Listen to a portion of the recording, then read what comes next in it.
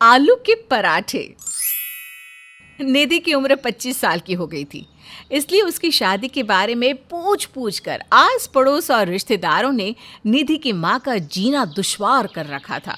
एक दिन निधि की माँ शशि मंदिर जाती है। आरती के बाद मंदिर में उसे अपनी सहेली रूपा मिल जाती है। अरे शशि, कैसी है? और बिटिया का कहीं रिश्ता किया या नहीं? मुझे तो ऐसा लगता है कि लोगों को इतनी चिंता बढ़ती महंगाई की नहीं है जितनी मेरी निधि की बढ़ती उम्र की है। अरे भाई, बिटिया है हमारी, कलेजे का टुकड़ा है, बड़े लाड प्यार से पाल पोस कर बड़ा किया है। अब उम्र हो गई है तो क्या कुएं में धकेल कर आए बेटी को? कोई अच्छा रिश्ता मिलेगा तभी तो शादी करेंगे ना। अरे अरे शशि, बस कर, थोड़ा सांस तो ले ले। मैं समझ सकती हूँ, हमारी सोसाइटी लड़की के माँ बाप के नाक में दम कर देती है, लेकिन मेरा पूछने का कारण कुछ और था।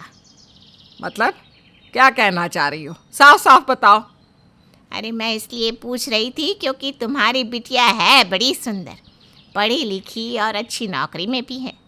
मेरा भतीजा है वरुण, मैं सोच रही थी अगर वहाँ बात पक्की हो जाए तो मज़ा आ जाए। अब सहेली की बात सुनकर शशि के चेहरे पर मुस्कान आ जाती है। अरे माफ़ करना, आजकल ना जैसे दिमाग ही काम नहीं कर रहा। देख, मेरी किसी बात का बुरा मत मानना। हाँ, अब तुम बात चलाओ ना, और हो सके तो रविवार को उन्हें लेकर घर आ जाओ, फिर सारी बातें आमने सामने बैठ कर लेंगे। वो लोग लड़की को देख लेंगे और हम लड़का देख लेंगे। ये तूने सही आइडिया दिया है। ठीक है, तो फिर संडे को मिलते हैं। रविवार का दिन था। माँ के कहे अनुसार निधि सुंदर सी साड़ी पहनकर तैयार हो गई थी। घड़ी के कांटे 12 बजा रहे थे। लड़के वालों के आने में अभी आधे घंटे का समय बाकी था। इन आधे घंटे में शशि ने चाय नाश्ते की पूरी तैयारी कर ली थी। ठीक 12:30 बजे वरुण और उसके परिवार वाले वहां पहुंच गए। बेटा निधि, मेहमान आ गए हैं, चाय लेकर आओ बेटा। अरे बहन जी, ये फिल्मों की तरह कांपते हाथों से चाय की ट्रे मंगवाने की कोई ज़रूरत नहीं है। वैसे ही नए लोगों को देखकर घबराहट सी होती है। बिना बात गर्म चाय गिर गई तो बेचारी परेशान हो जाएगी। आप तो बस बिटिया को बुलवा दीजिए। निधि बेटा, चाय रहने दे, वो मैं ले आऊँगी। तुम आओ, आंटी के पास बैठो बेटा। माँ के कहने पर निधि आकर सोफे पर बैठ जाती है और निधि की माँ सबके लिए चाय नाश्ता परोसने लगती है। बातों ही बातों में वरुण की माँ निधि से उसकी पढ़ाई, जॉब और हॉबीज़ के बारे में पूछने लगती है। इधर शशि को भी वरुण पसंद आ गया था। अपने माता पिता का इकलौता बेटा था और अच्छा खासा व्यापार भी करता था। अचानक ही वरुण अपनी माँ के कान में कुछ कहने लगता है। बहन जी, मेरा वरुण पूछ रहा है कि ये पराठे किसने बनाए हैं। इसे तो पराठे इतने अच्छे लग गए हैं कि हर रोज़ खाने को तैयार है। हे भगवान, ये क्या पूछ लिया लड़के ने। इस नालायक निधि को पराठे का पा भी बनाना नहीं आता। आप अगर सच्चाई बता दी तो इतना अच्छा रिश्ता कहीं हाथ से ना निकल जाए। हे भगवान, क्या करूं, सच बोलूं या झूठ? बस आंटी जी, इतने अच्छे पराठे बनाने वाली मिल जाए तो उसके लिए तो मैं 70 से 100 किलो का होने को भी तैयार हूँ। हाँ जी बेटा जी, बिल्कुल सही कह रहे हो। आदमी के दिल का रास्ता पेट से ही तो होके जाता है। अब समझ लो, हमारी निधि को आपके दिल तक जाने का रास्ता मिल ही गया। क्या क्या कह रही हो मम्मी? अरे ठीक है तक कह रही हूँ बेटा। तू रोज ऐसे ही बढ़िया बढ़िया पराठे बनाकर सबको खिलाना और वरुण के दिल पर राज करना, राज। पराठों की बात में सब ऐसे उलझते हैं कि बाकी सब बातें भूल वरुण के पराठा प्रेम पर ही चर्चा होने लगती है।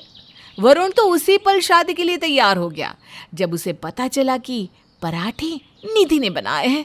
लड़के वालों के जाने की बाद उन लोगों के सामने झूठ का पहाड़ खड़ा तो कर दिया, लेकिन अब तू मेरी बात का मान रख ले। बस सबसे पहले पराठे बनाना सीख ले, ससुराल जाकर मेरी नाक मत कटवा देना। अरे मम्मी, मुझसे गोल रोटी तो बनती नहीं। आपने भी पता नहीं क्या मुसीबत मेरे गले बांध दी। क्या जरूरत थी झूठ बोलने की? अरे ज्यादा से ज्यादा क्या हो जाता? शादी के लिए मनाही तो कर देते ना, तो कर लेने देते। कम से कम मेरी जान तो आफत में नहीं आती। अरे तो सीख जाना, सीखने से ही तो आता है। हम कोई रोटियां बनाने में डिग्री लेकर थोड़ी ना आए थे। और तुम्हारे जैसी अनाड़ी लड़की से कौन लड़का ब्याह करने को राजी होगा? रोटी तो सभी खाते हैं ना। तो जिसे खाने का शौक है वो बनाना सीखे, मैं क्यों सीखूं? अरे देख निधि, बहस करने से कुछ नहीं होने वाला। अगर मैं भी तुम्हारी तरह सोचती तो तुम सब आज भूखे मर रहे होते। 2 महीने बाद का शादी का मुहूर्त था। निधि माँ से आलू के पराठे सीखने की कोशिश तो बहुत कर रही थी, लेकिन बेचारी हर बार पराठे की जगह तबाही पराठा बनाकर रख देती। उसके टेढ़े मेढ़े फटे उड़े 2 पराठों के बाद रसोई में तबाही मची होती थी। धीरे धीरे 2 महीने का समय भी बीत जाता है और निधि शादी करके वरुण के घर आ जाती है। ससुराल में निधि का जोरदार स्वागत होता है और सबसे उसे खूब प्यार भी मिलता है। शादी के 2 दिन बाद घर में काफ़ी सारे मेहमान जमा थे। तभी वरुण निधि के पास जाता है। देखो निधि, बहुत इंतज़ार कर लिया। आज तो तुम अपने हाथ के वही लज्जतदार पराठे बनाकर खिला दो, सच में दिन ही बन जाएगा। अरे मेरी बहू ऐसे पराठे बनाती है कि आप सब उंगलियां ही चाटते रह जाएंगे। अब मैं किस मुंह से बताऊं कि ये आलू पराठा मुझसे इस जन्म में बनने वाला नहीं है। निधि बहू आओ, मैं तुम्हें रसोई में सब सामान बता देती हूँ। निधि सास के साथ रसोई में चली जाती है। पहली रसोई है बहू, आओ मैं तुम्हारी मदद करा दूँ। तुम अकेले कैसे मैनेज करोगी? नहीं नहीं माँ जी, आप जाइए ना, और जब तक पराठे ना बन जाए कोई भी रसोई में नहीं आएगा। प्लीज़, ये आप सबके लिए सरप्राइज है। अच्छा ठीक है बेटा, जैसा तो कहे। सब लोग बाहर कमरे में बैठकर नाश्ते का इंतज़ार करने लगते हैं। इधर निधि माँ शशि को फ़ोन लगाती है। मम्मी, फंसा दिया ना आपने मुझे। वरुण को आज ही आलू के पराठे खाने हैं। अरे अगर वरुण अकेला होता तो मैं सच बता भी देती, लेकिन यहाँ तो ढेर सारे मेहमान भी हैं। अच्छा तो ऐसा कर, कुकर में आलू उबालने के लिए रख दे। मैं जल्दी से आलू के पराठे बनाकर लाती हूँ। जब आप बनाकर ला ही रही हो तो मैं आलू क्यों उबालूं? अरे कभी तो अक्ल लगा लिया कर। कुकर में सीटी लगाए बिना पराठे खिलाएगी तो 2 मिनट में पकड़ी जाएगी। अपने साथ साथ मेरी इज्जत का भी कबाड़ा करेगी क्या? माँ के कहे अनुसार निधि कुकर में आलू उबालने के लिए रख देती है और माँ का इंतज़ार करने लगती है। थोड़ी देर बाद निधि की माँ आलू के पराठे लेकर आ जाती है और पीछे के दरवाजे से आकर चुपके से उसे देकर चली जाती है। निधि जल्दी जल्दी सबको पराठे परोस देती है। वाह, मज़ा आ गया निधि, तुम वाकई में बहुत अच्छे पराठे बनाती हो। आज तो निधि ने किसी तरह बात को संभाल लिया था, लेकिन आगे क्या होगा किसी को नहीं पता था। 1 हफ्ते बाद। बेटा निधि, उस दिन तो इतनी भीड़ भाड़ थी, मन भर कर खा ही नहीं पाए। आज तुम नाश्ते में फिर से आलू के पराठे बना दो और थोड़े ज़्यादा बनाना। वरुण को भी उस दिन कम पड़ गए थे। निधि घबराते हुए रसोई में जाती है और अपनी माँ को फ़ोन लगाती है। माँ तुम देखना, एक दिन ये आलू के पराठे मेरा तलाक करवा कर ही मानेंगी। झूठ आपने बोला और भुगतना मुझे पड़ रहा है। अरे क्या हुआ, आज फिर पराठे मांग रहे हैं क्या? पता नहीं किस पराठा पीड़ित खानदान में मेरी शादी करवा दी। जब देखो तब पराठे पराठे पराठे। अरे बेटा, बड़ी गड़बड़ हो गई फिर तो। मैं आज हरिद्वार के लिए निकल गई हूँ, अब क्या करोगी? मम्मी, आपने भी तो आलू पराठा पहलवान पराठे वाले से ही बनाना सीखा था ना? मिल गया आइडिया। आज मैं पहलवान से ही ऑर्डर कर देती हूँ। मम्मी जी मंदिर जा रही हैं, बस उनकी जाती ही मंगवा लूँगी। निधि सास के जाने का इंतज़ार करने लगती है और उनके घर से निकलते ही पराठे ऑर्डर कर देती है। थोड़ी देर में सभी नहा धोकर नाश्ते के लिए डाइनिंग टेबल पर बैठ जाते हैं और निधि सबके लिए पराठे सर्व करने लगती है। निधि बेटा, आज पराठे का टेस्ट कुछ अलग लग रहा है। क्या क्या डाला है तुमने आज? मैंने तो वही डाला है मम्मी जी जो पिछली बार डाला था। अच्छा निधि बेटा, तुमने टमाटर की चटनी कैसे बनाई? जब से टमाटर महंगे हुए हैं मैं तो घर में लाती ही नहीं।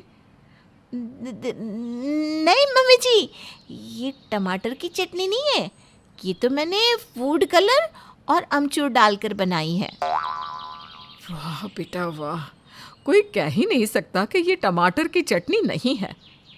अरे यार, जल्दी जल्दी में खाना लगाते हुए मैं तो ये भूल ही गई थी कि टमाटर की चटनी नहीं देनी थी। तभी सास अरुणा आखिरी पराठा उठाती है, जिसके साथ साथ उसके हाथ में एक टिश्यू पेपर भी आ जाता है। हाँ निधि बेटा, ये टिश्यू पेपर पर तो पहलवान पराठा लिखा हुआ है। इसका मतलब ये पहलवान के पराठे हैं?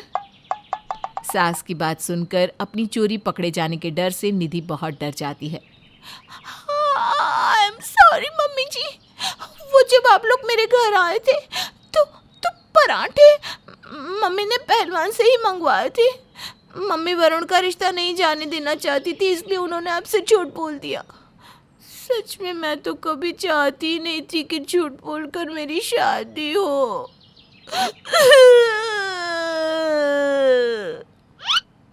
बेटा, वरुण की शादी एक लड़की से हुई है, आलू के पराठे से नहीं।